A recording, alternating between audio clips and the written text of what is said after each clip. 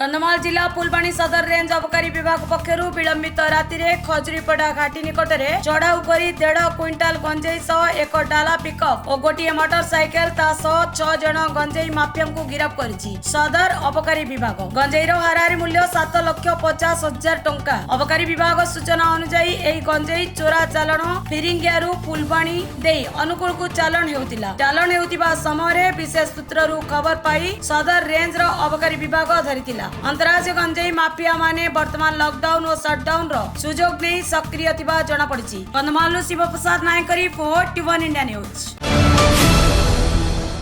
टी1 India news को like share subscribe करने को बिल्कुल भी भूलतुनी। नमस्कार।